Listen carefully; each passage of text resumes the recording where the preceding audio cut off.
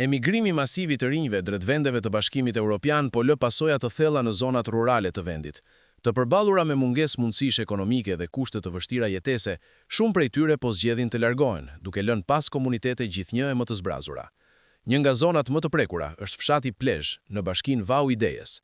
Sipas banorëve, gjatë dekadës së fundit mbi 80% e popullsisë ka emigruar. Nëse 10 vite më parë fshati numëronte rreth 700 banor, sot aty jetojnë jo më shumë se 100, kryesisht të moshuar. Shumë pak. Nuk ka. Nuk ka se shifet jeta.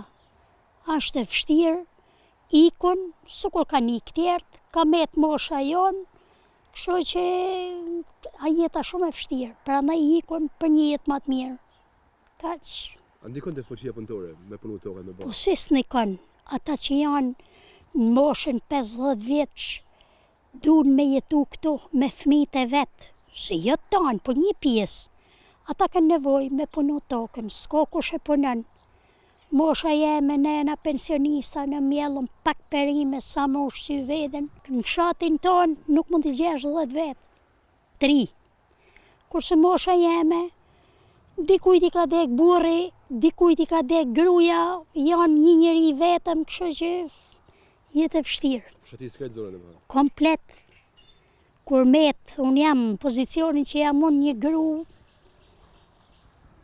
qa me thonë, është tepër vetëmi për moshën tonë. Para 10 vitve ka kenë, qa me thonë, 500, 700. Sot nuk janë as 100 në fshatin tonë, nuk janë 100. Qua? Ja, tanë kanë një kamej. Ska. Kanë me betën test.